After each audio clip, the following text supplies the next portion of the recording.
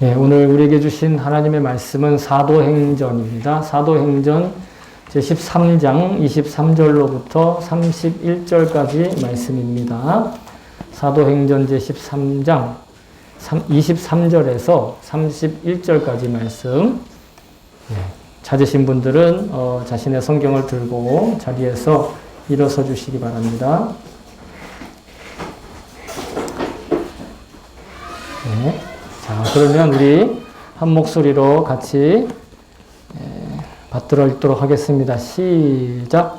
하나님은 약속하신 대로 다윗의 손 가운데서 구주를 세워 이스라엘에게 보내셨으니 그가 곧 예수입니다. 그가 오시기 전에 요한이 먼저 회개의 세례를 모든 이스라엘 백성에게 선포하였습니다. 요한이 자기의 달려갈 길을 거의 다 갔을 때 말하기를 여러분은 나를 누구로 생각하십니까?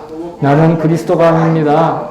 그는 내 뒤에 오실 터인데 나는 그의 신발끈을 풀어드릴 자격도 없는 사람입니다 하였습니다. 아브라함의 자손인 동포 여러분, 그리고 여러분 가운데서 하나님을 두려워하는 사람들이여, 하나님께서 이 구원의 말씀을 우리에게 보내셨습니다.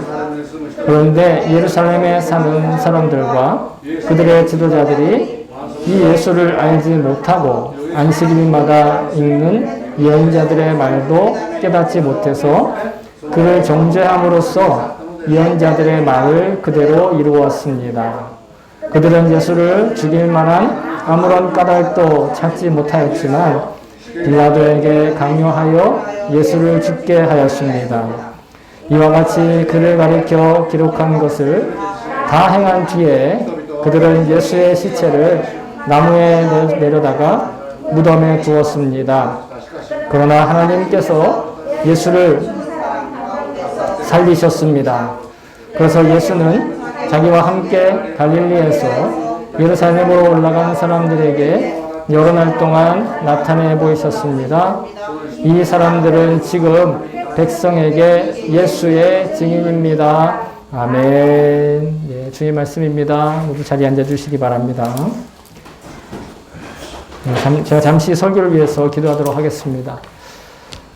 참 좋으신 하나님 아버지, 보잘것없는 사람이지만 또 보잘것없는 초라한 모습들이지만 주님께서 하나님의 형상으로 창조하시고 하나님께서 귀하게 그 약속의 말씀 가운데 존귀하게 여겨주신 우리가 모여 예배하는 가운데 특별히 이제 말씀을 듣기를 원합니다.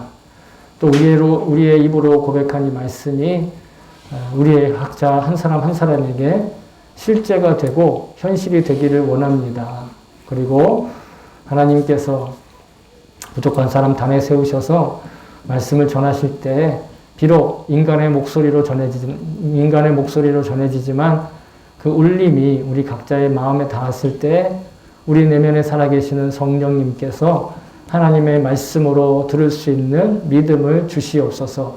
말하는 자도 하나님을 의지하여, 듣는 자도 하나님을 의지하여 듣는 우리 시간 될 수 있게 도와주시옵소서. 감사드리며 예수님의 이름으로 기도합니다. 아멘. 할렐루야. 네, 감사합니다. 네, 계속해서 연결되어 있는 본문으로 함께 은혜를 나눕니다.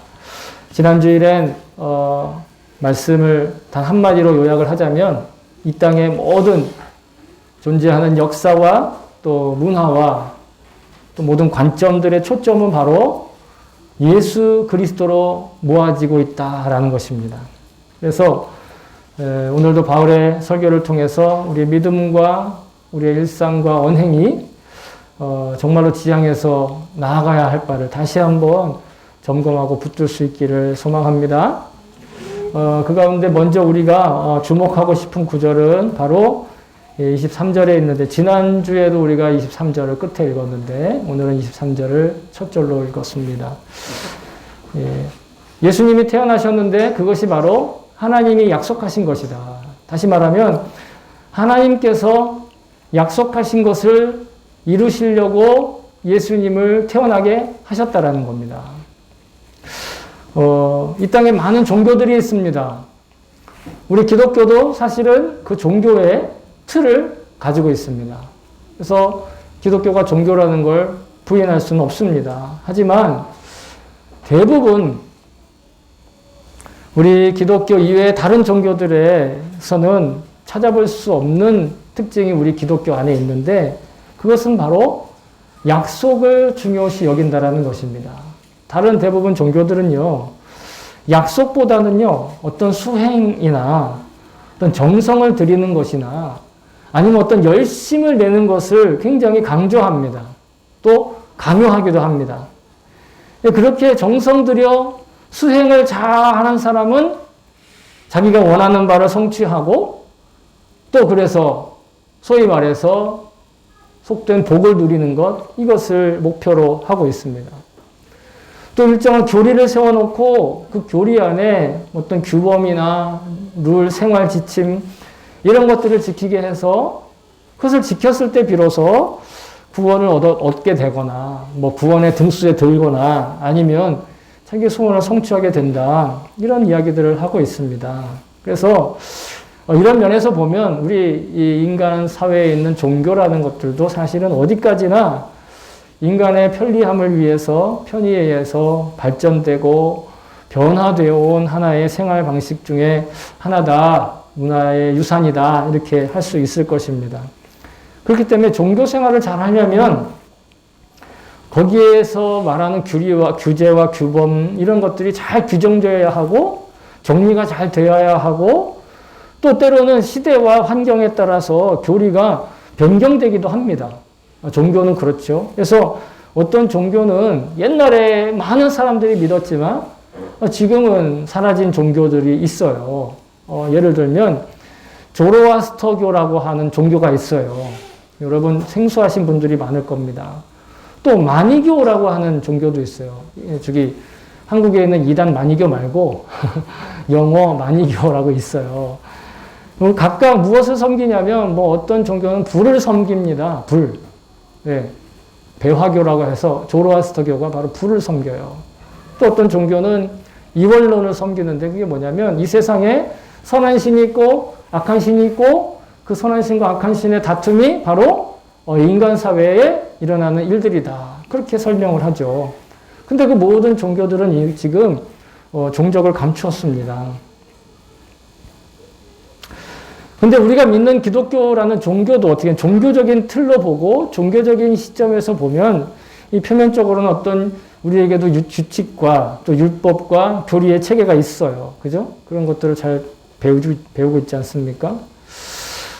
그렇지만 우리가 믿는 이 기독교라고 하는 종교에서 정말 중요시하게 여기는 것은 어떤 인간의 노력 아니면 잘 이렇게 수행하는 것, 뭐 우리도 제자 훈련을 하지만 제자 훈련을 잘 받는 것, 물론 그거 중요하다고 생각하지만 더욱더 근본적으로 중요시 여기는 것들이 있다라는 것이에요. 그런 어떤 수행 아니면 노력, 훈련 이런 것들은 수단에 불과하다라는 것입니다. 그 수단으로 우리가 붙들어야 될 진짜 배기가 있다라는 것인데 그것이 바로 하나님의 일방적인 약속에 의해서 구원과 복을 받는다라는 것입니다. 우리의 노력으로 구원을 얻는 것도 아니고 우리가 정성을 들여야만 복을 받는 거 아니다라는 거예요. 물론 그렇게 보이면 어쩔 수 없겠지만 근데 그 약속에 의해서 구원과 복을 받은 첫 번째 수혜자, 즉 첫 번째 사람이 누구였냐면 바로 믿음의 조상인 아브라함이었어요. 아브라함은 이분은 많이 들어보셨을 겁니다.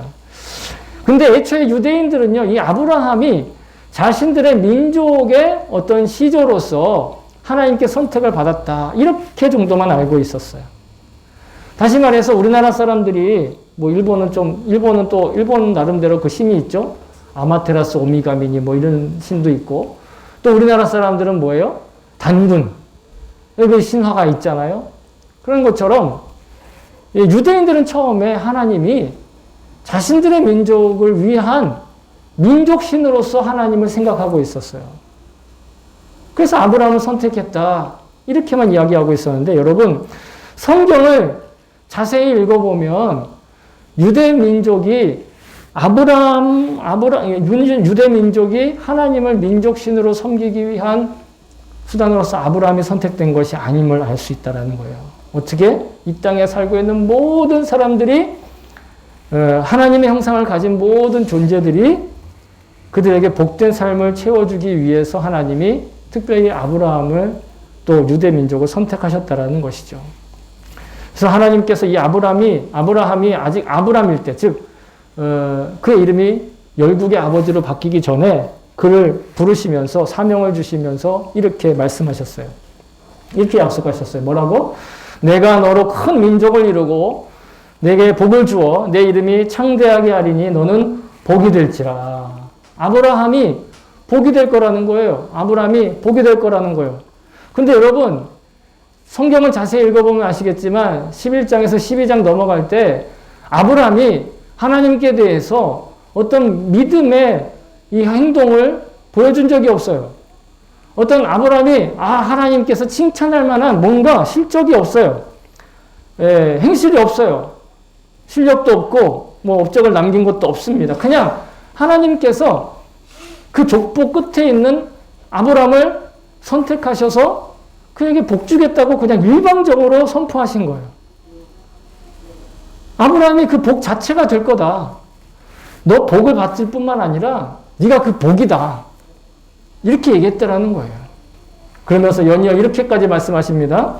너를 축복하는 자에겐 내가 복을 내리고 너를 저주하는 자에게는 내가 저주하리니 여기서부터가 중요합니다. 땅의 모든 족속이 너로 말미암아 복을 얻을 것이라 하신지라. 중요한 건 땅의 모든 족속이 아브라함을 통해서 복을 받는다라는 거예요.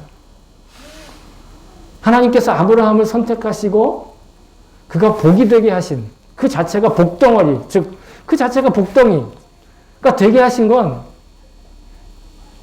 그의 육신적인 후손뿐만 아니라 그를 통해서 이 땅에 있는 모든 종족들, 유대인이든 이방인이든 상관없이 다 복을 받게 하려고 하셨다라는 겁니다.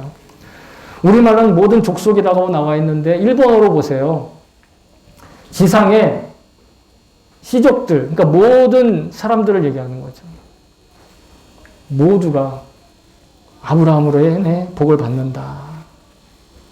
아브라함은 장래에 아브라함이 되어서 복 그 자체가, 복덩이 그 자체가 될 것이기 때문에 이 땅의 모든 족속이 아브라함으로 말미암아서 복을 얻게 될 것이다. 이렇게 하나님이 그에게 딱 집어서 약속하시면서 실은 아브라함만 복을 받는 것이 아니라 그 아브라함의 복에 속한 사람은 누구라도 다 복을 받는다라는 거예요. 그 범주 안에 들어있는 사람은 그가 피부색이 어떠하든 그가 무슨 직업을 가졌든 그가 어떤 말을 하든 상관없어요.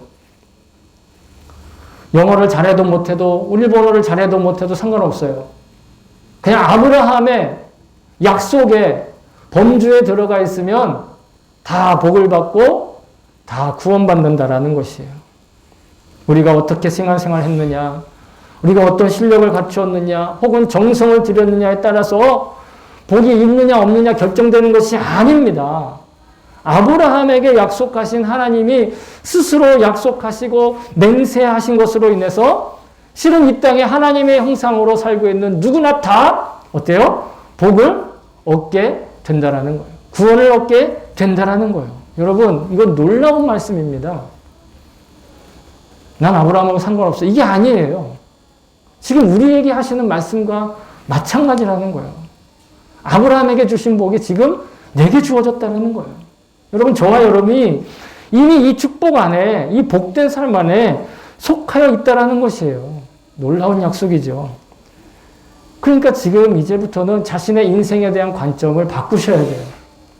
세속적인 관점으로 자기의 인생을 보고 있다면 명확하게 다시 새로워지시기를 정말 간절히 소망합니다. 네? 이미 이 약속을 기억하고 있는 사람이라면 여러분 정말 아브라함에게 주신 복이 자기의 복이 되는, 그래서 아브라함을 우리가 믿음의 조상이다 하면서 우리의 조상으로 섬길 수 있는 거예요. 섬긴다는 말은 좀 그렇지만 그렇게 삼을 수 있다는, 조상으로 삼을 수 있다는. 아니 그 사람 유대인이고 나는 한국 사람인데 어떻게 그럴 수 있어? 그게 아니라 그 복의 약속 안에 내가 속해 있다라는 거예요. 그리고 예수님께서 이 땅에 사람으로 태어나신 게 바로 그 하나님께서 약속하신 복과 구원을 성취하신 일이라고 성경은 아주 여러 곳에서 얘기하고 있어요. 특별히 복음서를 보면 다 그 얘기예요. 구약 성경에 예언자들의 말씀에 이렇게 약속하신 분이 있는데 그분이 바로 예수님이야. 그분이 저 요셉의 아들 예수야. 라고 얘기하는 게 그게 복음서의 전부 내용입니다. 여러분, 우리 지난주일에도 분명히 말씀드렸지만 우리가 어떤 역사의 흐름에 살고 있느냐, 우리가 어떤 민족으로 살고 있느냐, 아니면 우리가 어떤 사상의 편이냐, 그 상관없어요. 습관과 사고방식 상관없어요. 다 결론은 예수 그리스도를 통해서 이 땅에 새 하늘과 새 땅이 회복되고 새 예루살렘이 완성될 거예요. 아멘. 결론은 그렇게 될 거라는 거죠. 지금은 어떠하든 관계없이 그렇게 될 겁니다. 그래서 그게 저와 여러분이 예수를 믿어도 된다라는 이야기예요. 예수를 믿어야만 된다라는 말이 아니라 예수 믿어도 좋다 이거예요. 의무가 아니라 우리에게는 놀라운 자유가 주어진 것이죠. 그런데 이건 좀 교리적인 이야기라고 한다면, 나와 멀리 있는 이야기라고 한다면, 이런 하나님께서 아브라함에게 주신 복을 통해서 구체적으로 또한 우리에게도 각자에게 말씀을 통해서 각자에게도 약속을 하고 계세요. 그 약속이 뭔지 지금 우리가 헤아리지를 못하고 분별하지 못하니까 답답한 것처럼 느껴지는데,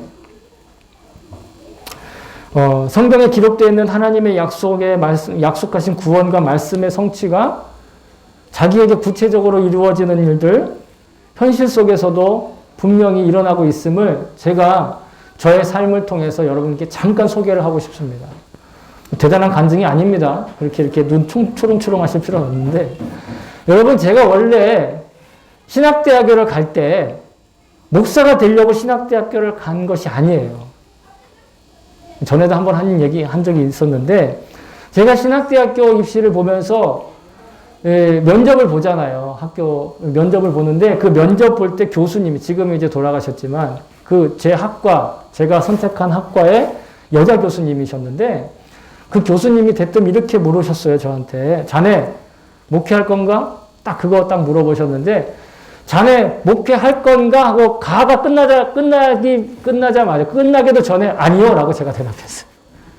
근데 놀랍게 저는 그 학교에 합격을 했어요. 교수님 대답에 반대로 얘기했는데 합격을 했어요. 신기하죠? 그리고 1년 채 못 돼서 군대를 가게 되었어요.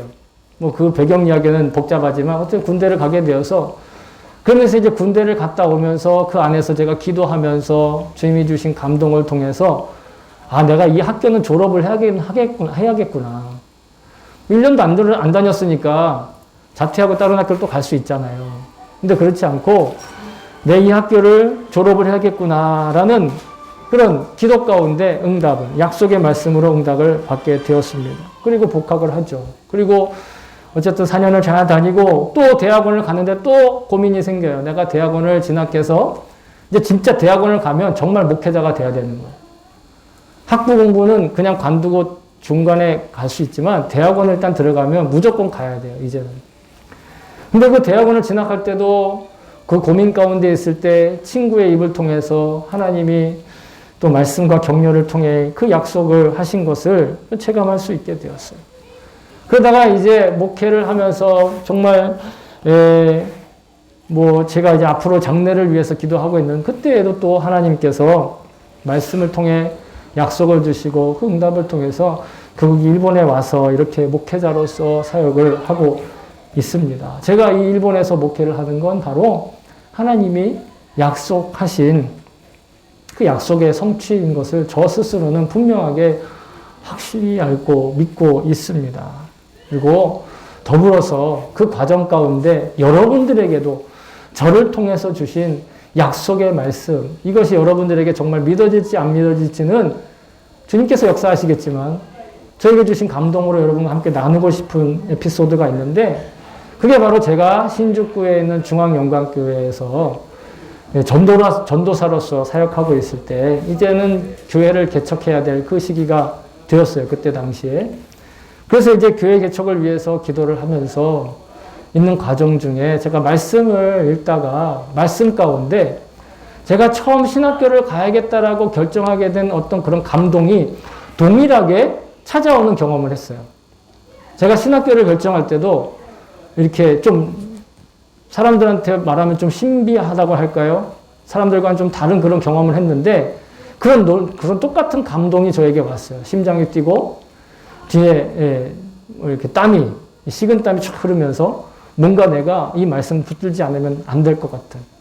그렇다고 그 말씀을 제가 외우고 다니는 건 아니에요. 그러나 분명히 저에게 확실한 약속의 성취가 사인으로 주신 그 말씀이 있는데 그게 바로 이사야서 55장 5절이에요. 이사야 고고고. 보시면 이렇게 말씀하셨어요. 보라, 네가 알지 못하는 나라를 네가 부를 것이며 너를 알지 못하는 나라가 네게 달려올 것은 여호와 네 하나님 곧 이스라엘의 거룩하신 이로 말미암음이라. 이는 그가 너를 영화롭게 하였느니라. 아멘. 이 말씀이 읽는 순간 반복해서 읽게 되고 계속해서 제 감동에 제 마음을 제 심장을 뛰게 하는 거예요. 그때 당시 지금은 개척해서 13년이 지났지만 제가 그때 개척을 준비하면서 이 마음 가운데 제가 이제 앞으로 개척을 하여 섬길 그 성도들이 누군지 몰라요. 또한 그 성도들도 저를 모릅니다. 그때 당시 모르죠. 지금은 알지만. 또 그렇게 함께 서로 모르는 관계가 모여서 함께 어떠한 교회를 이루게 될지 그 어떤 것도 확실하지 않은 상태에 있었어요. 그러나 그런 확실하지 않은 상태에서 나를 그렇게 이끌어가게 하시는 하나님께서 저를 이미 영화롭게 하셨기 때문에 그 길을 걸어가게 될 것이다. 그 길을 가게 될 것이다 라고 약속하신 이 말씀으로 저는 믿게 되었다라는 것입니다. 그러면서 이 말씀은 저에게만 주시는 말씀이 아니라 실은 그렇게 그 약속 가운데 너를 알지 못하는 나라 그리고 내가 알지 못하는 그 나라 백성들, 성도들 즉 저의 사명을 통해 개척하신 이 하치오지 영광교회와 이 하치오지 영광교회 우리 성도들에게 이미 주님께서 영화롭게 하셨다라는 그런 약속의 말씀이다라는 것입니다. 아멘. 저는 만약에 제가 이 말씀을 붙들고 우리 앞으로 성도들한테 내가 하나님이 영화롭게 하실 겁니다 라고 말해야지 한다면 제가 주체가 되어서 이 말씀을 인용하는 것일 거예요.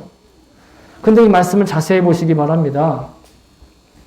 내가 알지 못하는 내가 알지 못하는 나라를 네가 부르고 또 너를 알지 못하는 나라가 너에게 달려올 것이다 라고 하는 건 미래형으로 되어 있습니다. 앞으로 그렇게 될 거야 라고 미래형으로 말하고 있습니다. 그런데 그 일이 미래에 일어날 일은 왜 그렇게 되느냐? 하나님께서 이미 너를 영화롭게 하셨다라는 거예요. 예를 들면 과거의 말로 하고 있다라는 겁니다.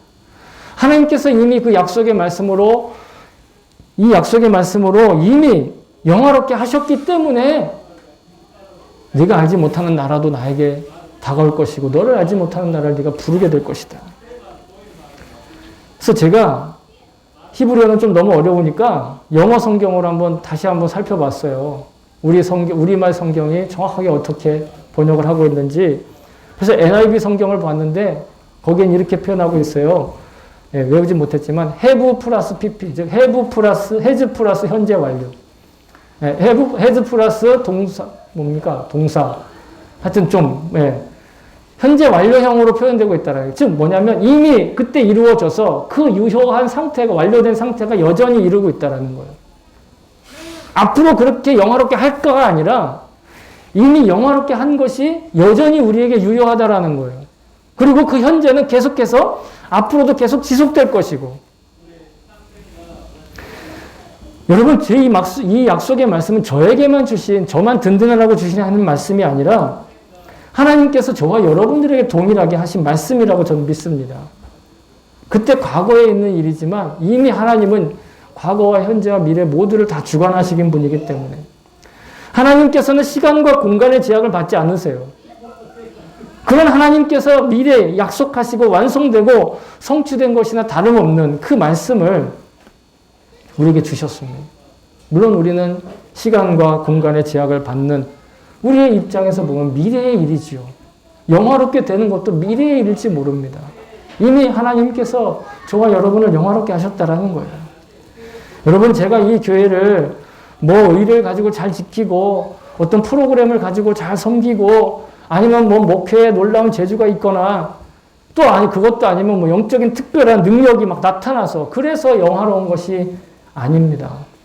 여러분, 그와 상관없이 이 교회는 이미 주님께서 그 옛날 과거에 영화롭게 하신 것을 믿습니다. 저와 여러분을 영화롭게 하신 것을 정말 믿습니다. 그래서 이 자리를 지키는 거, 여러분이 이 자리에 예배를 지키고 또 각자의 삶의 자리에서 이 온라인으로나마 그 자리를 지키는 것, 여러분, 그것이 바로 우리가 주님께서 당신의 백성인 우리를 영화롭게 하셨다는 약속이 성취된 것을 믿는 의지의 아주 자그마한 표현인 줄로 믿습니다. 하나님께서 이 약속하신 구원의 말씀이신 예수님에 대해서 그 동시대에 예수님보다 먼저 예수님을 증언하러 나타난 사람이 있었는데 그가 바로 세례자 요한입니다. 이 세례자 요한은요, 우리가 생각하는 것 이상으로 당시 유대인들에게 아주 대단한 신뢰를 받고 있었어요. 그에 대해서 사람들은 혹시 그가 정말 성경이 약속한 건 메시아일까? 세례자 요한에 대해서 그렇게 생각하고 있었어요. 그런데 예수님도요, 사실은 세례자 요한을 인정하고 계셨어요. 놀라운 사람으로, 능력 있는 사람으로. 마태복음 11장 11절에 보시면 내가 진실로 너희에게 말하노니 여자가 낳은 자 중에 세례 요한보다 더 큰 이가 일어남이 없도다. 표현이 여자가 낳은 자 중에 세례 요한보다 큰 이가 일어남이 없도다라고 얘기했지만 그 정도로 세례 요한이 대단한 사람이었다라는 겁니다. 예수님도 인정해요. 또 당시의 권력자인 헤롯은 어떻게 했느냐면 그에게 경외감을 느끼고 있어요. 이렇게 얘기합니다. 성경은. 마가복음 6장 20절에 헤롯이 요한을 의롭고 거룩한 사람으로 알고 두려워하여 보호하며 또 그의 말을 들을 때 크게 번민하면서도 달갑게 들으미러라. 여러분 놀랍죠? 그가 말하면 고민이 돼요. 막 듣기 싫어요. 근데 계속 듣고 싶어요. 이런 말씀이라는 거예요. 듣기 싫은데 듣고 싶은 거예요. 또 사람들은 이 세례자 요한을 참 예언자로 알고 있었기 때문에 심지어는 그들의 리더인 바리새인들과 사두개인들과 율법학자들도 세례자 요한을 함부로 대하지 못했습니다. 마가복음 11장 32절에 보시면 예수님과 논쟁 가운데 이런 이야기가 나와요. 그러면 사람으로부터라 할까 하였으나 모든 사람이 요한을 참 선지자로 여김으로 그들이 백성을 두려워하는지라. 모든 백성이 세례자 요한은 참된 선지자다. 참된 능력자다. 하나님의 사람이다. 인정했다라는 거예요. 근데 여러분 그가 무엇라고 고백을 하는지 보십시오. 예수님께 대해 무엇라고 고백을 하고 있습니까? 앞으로 나와 뒤에 오실 분이 그리스도인데 내가 그분의 이 신발끈도 풀 자격이 없다. 뭐냐면 예수님의 종이 될 만한 자격도 없다라고 얘기하는 거예요. 당시에는 집안의 머슴들이, 종들이 찾아오는 손님들의 신발을 벗겨서 발을 씻어줬어요. 그러면 신발끈을 푼다는 건 뭐냐면 아무나 신발끈을 풀지 않아요. 종만 신발끈을 풀어요. 근데 그 사람들에게 영향력이 있고 대단한 능력을 가지고 스스로도 하나님의 말씀을 전하고 있다라고 자부심을 가지고 있었던 세례자 요한조차도 예수님께 대해서는 그저 내가 그분의 존재를 밝히는 증인으로서만 산다. 그렇게 사람들에게 인기가 많고 신실하고 경건했던 이 세례자 요한과 같은 사람도 오직 예수님께서 그리스도이심을 전하고 증거하기 위한 하나의 도구에 불과했다라는 것입니다. 여러분, 우리도 살다 보면 어떤 기적을 바라고 환상을 바라고 능력을 바랄 때가 있어요. 그래서 실제로 하나님이 기적을 체험하게도 하시고 환상을 보게도 하시고 놀라운 능력도 갖게 하시고 놀라운 말씀을 하게도 하십니다. 그러나 우리는 여러분 도구에 불과합니다. 우리는 그저 도구라는 거예요. 어떤 도구? 증거하는 도구. 내가 살아있으므로 하나님이 살아계시고 내가 살아있으므로 예수님이 구원자이심을 증거하는 도구에 불과하다는 거 우리가. 그런데 그것을 하나님은 우리가 작품이라고 말씀하십니다. 저와 여러분은 그리고 이 땅의 모든 교회와 성도 아무리 대단한 영적인 능력을 가지고 영적인 영향력을 가지고 있어도 사실은요 하나님의 작품들에 불과하다라는 거예요. 작품은 좋은 거지만 작품에 불과한 것을 알아야 돼요. 이 작품들은 주님의 은혜와 사랑을 나타내는 것뿐이에요. 주님의 선한 일들을 표현하는 것뿐입니다. 그것이 우리의 존재 이유입니다. 우리가 형통하게 살 수도 있고 형통하지 못하게 살 수 있는데 형통하든 그렇지 않든 우리는 모두가 다 하나님을 드러내는 하나님의 좋은 일을 하게 하는 하나의 작품에 불과하다라는 거예요. 에베소서 2장 10절에 이렇게 기록되어 있습니다. 우리는 그가 만드신 바라 그리스도 예수 안에서 선한 일을 위하여 지으심을 받은 자니 이 일은 하나님이 전에 예비하사 우리로 그 가운데 행하게 하려 하십니다. 여기서 주목할 말씀, 우리는 그의 만드신 바라. 자, 하나님께서 우리를 만드셨다 했는데 이 만드신 바라 할 때 만들다라는 단어가 포이에마라고 하는 단어를 그리스어로 쓰고 있는데 이 포이에마는요 시라고 하는 단어, 영어 단어 포엠 아시지요? 포엠의 어원이 되는 단어가 이 포이에마입니다. 작품이라는 거예요. 그냥 대충 그냥 이렇게 멀버무리는 것이 아니라 정성 들인 작품인데 다시 말해서 저와 여러분은 한 사람 한 사람이 다 작품이라는 거예요. 근데 그 작품이 내가 잘난 것을 자랑하기 위한 작품이 아니라 그 작품은 그 작가의 놀라운 능력과 위대함을 표현하는 거예요. 그럼 우리 존재 자체가 하나님의 위대하심과 하나님의 사랑과 은혜를 지금 증거하고 있다는 것이에요. 그래서 우리가 예배할 수 있다는 거죠. 우리가 선한 일을 위해서 하나님의 작품으로 지어졌어요. 그런데 지금도 우리는 하루에 하루만큼씩 그 하나님의 선한 일을 이루기 위해서 하루에 하루만큼 만들어져 가고 있어요. 우리의 삶은 주님 앞에 쌓여져 가고 있는 거예요. 우리의 가치관이 변해야 돼요. 그리고 이 성장과 우리의 이 완성은요, 언제 끝나느냐? 내 코끝에서 호흡이 멈추고 하나님의 심판대 앞에 그 설 때까지, 그때까지 계속되는 거예요. 여러분, 당시에 대제사장들과 또 예루살렘의 사람들과 또 서기관들, 제사장들, 사두개인들 그 사람들은요. 우리도 그렇지만 매주 안식일마다 예언의 말씀을 들었어요.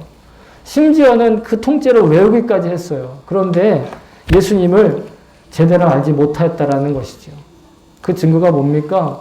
자신들의 손으로도 아닌 이방인인 빌라도의 손을 빌려서 예수님을 죽였다라는 것이에요. 자신들의 입장에 곤란해지기 때문에.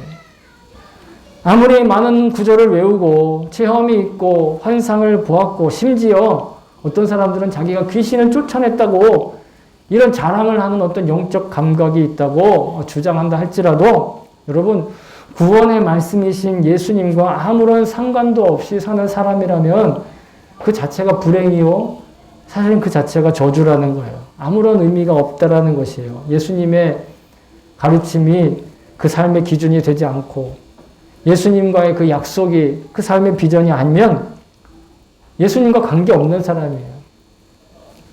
그러면 그 삶은 불행할 뿐만 아니라 아무리 우리가 보기에 잘나게 사는 것처럼 보여도 그건 그 자체가 불행이고 심지어는 저주라고까지 말할 수 있다는 거예요. 안타깝지만 제가 하는 말이 아니라 성경이 그렇게 얘기를 하고 있어요.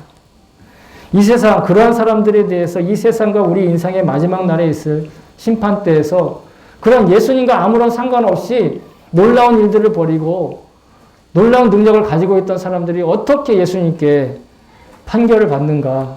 마태복음 7장 21절부터 24절에 보면 이렇게 기록하고 있는데요. 한 절 한 절 제가 여러분들에게 말씀드리겠습니다. 여러분들은 눈으로 읽으시기 바랍니다. 7장 21절에 이렇게 기록되어 있습니다. 나더러 주여 주여 하는 자마다 다 천국에 들어갈 것이 아니요 다만 하늘에 계신 내 아버지의 뜻대로 행하는 자라야 들어가리라. 그냥 주여 주여 한다고 가는 게 아니라 하나님의 말씀에 순종해야 한다라는 거예요. 그런데 그때 그 마지막 날에 이렇게 있다라는 거예요. 그날에 많은 사람이 나더러 이르되 주여 주여 우리가 주의 이름으로 선지자 노릇하며 주의 이름으로 귀신을 쫓아내며 주의 이름으로 많은 권능을 행하지 아니하였나이까 하리니. 여러분 주여 주여 부른 것뿐만이 아니었어요.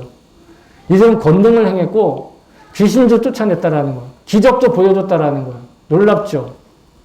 우리 이런 거 바라지 않습니까? 그런데 보세요.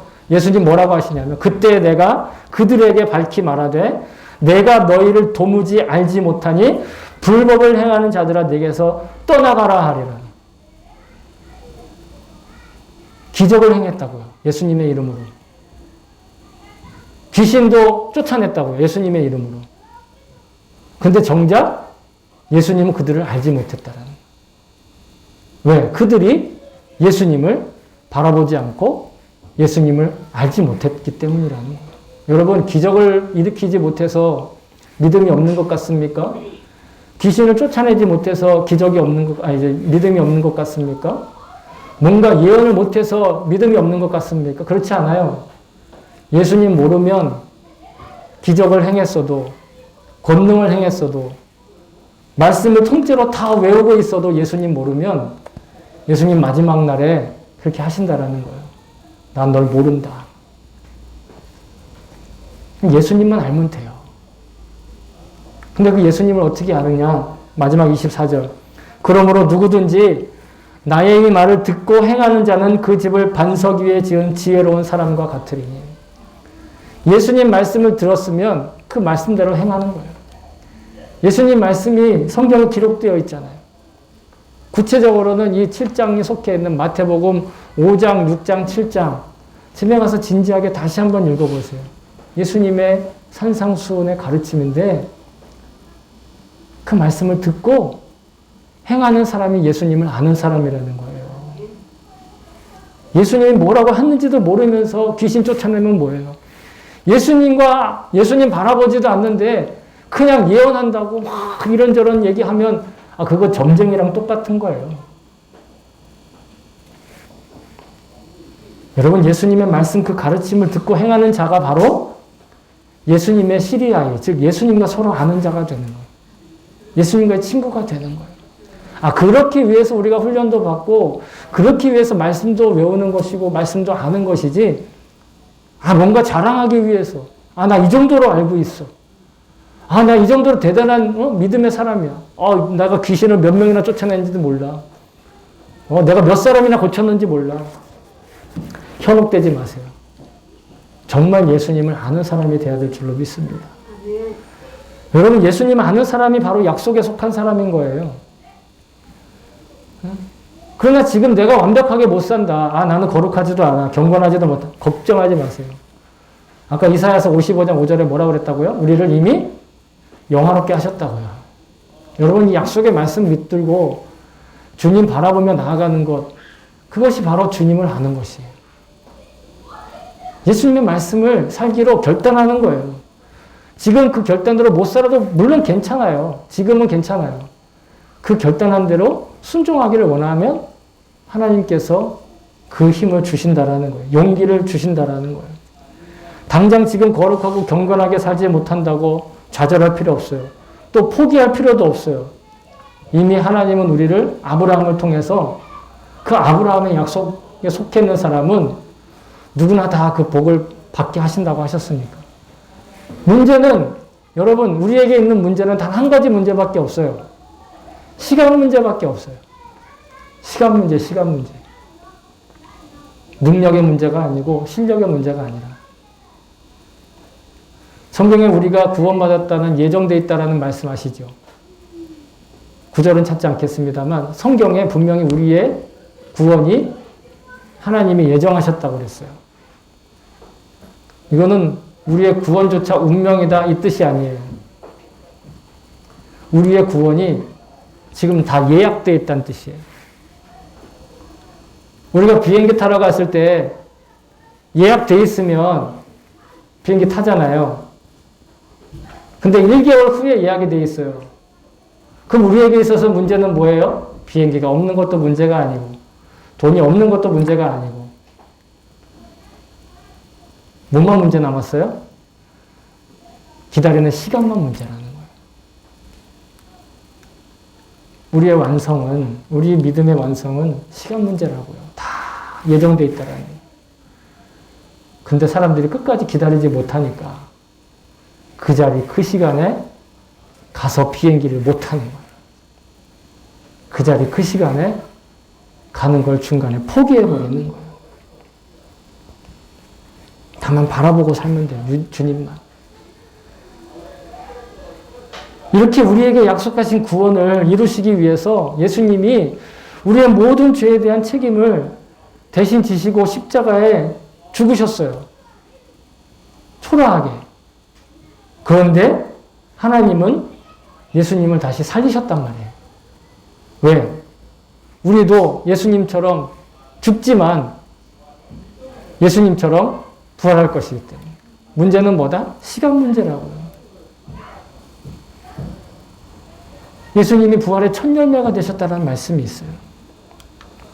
그리고 살아계시는 주님께서는요, 그냥 나 살아났다 끝 이게 아니라 지금도 우리의 모든 삶의 하나하나의 일거수일투족을 살펴보시고 바라보고 계신다는 거예요. 여러분 감시라고 생각하시면 안 돼요. 감시가 아니라 보살피기 위해서 헤아리고 계신다는 거예요. 이런 예수님께서 우리에 대한 하나님의 관심을 이렇게 표현하셨어요. 누가복음 12장 7절에 너희에게는 심지어 머리털까지도 다 세신 바 되었나니 두려워하지 말라. 너희는 많은 참새보다 더 귀하니라. 참새 한 마리도 하나님의 결제 없이는 죽지 않는다라는 거예요. 그런데 우리는 참새보다 더 귀해서 나도 내 머리카락 수를 모르는데 나도 하루에 내 머리카락이 얼마나 빠지는지 모르지만 하나님은 다 세고 계신다라는 거예요. 그래서 농담으로 우스갯소리로 그렇게 얘기하잖아요. 머리가 없으신 분들은 나는 하나님의 일을 하나라도 줄여드렸다고, 내 머리카락 세시는 일을 하나라도 줄여드렸다고 이렇게 농담을 하잖아요. 근데 그게 아니죠. 그 정도로 하나님이 나를 아신다라는 거예요. 여러분, 주님을 신경 쓰면서 주님을 바라보는 일이 우리에게 두렵고 어려운 일이 아니라 모든 이들의 문제를 주님께서 세심하게 바라보시고 신경 써주고 계신다는 것을 안다라는 거예요. 중요한 건 내가 주님을 바라봐야만 문제가 해결되는 게 아니라 주님께서 나를 주목하시며 나의 문제를 지금 신경 쓰고 계신 것을 나도 지금 실감나게 체감할 수 있다는 내가 주님을 바라볼 때. 물론 주님이 우리의 문제 해결하시지요. 근데 주님을 바라보지 않으면 그게 내가 열심히 잘해서 해결된 건지 아니면 환경이 좋아서 해결된 건지 모른다라는 거. 우리가 주님을 바라보는 노력을 해야 겨우 문제가 해결되는 것이 아니라 이미 내 문제를 해결하신 주님의 손길을 바라보아야 체감할 수 있다는 말씀입니다. 우리가 그 부활하신 주님의 산 증인으로 살고 있는 것을 믿습니다. 자, 사랑하는 성도 여러분, 하나님께서는 전 인류에게 약속하신 구원을 이미 성취하셨습니다.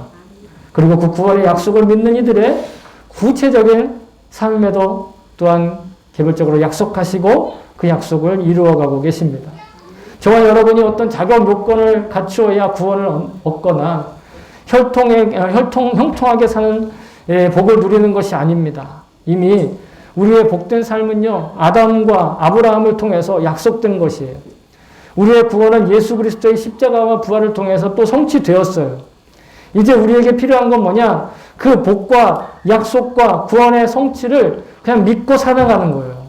시간 문제라고요. 우리를 주님을 바라보는 개별적인 삶에 주시는 그 약속을 기억하면서 기다리는 것입니다. 여러분, 기대한 것이 이루어지는가 여부로 삶을 판단하지 마시고 하루에 하루만큼 기회를 주고 계시는 주님의 은혜와 그 사랑과 그 선한 일을 위한 사명을 여러분 기억하며 살았으면 좋겠습니다. 저와 여러분이 이번 한 주간에도 매사에 주님을 바라보면서 그 말씀에 순종하기로 결단하고 또 늘 감사와 기쁨의 제목들을 고백하면서 하루에 단 하루만큼씩 점점 다가오고 있는 그 주님의 나라, 하나님 나라에 또 가까이 다가설 수 있기를 주의 이름으로 여러분을 진심으로 축복합니다. 아멘.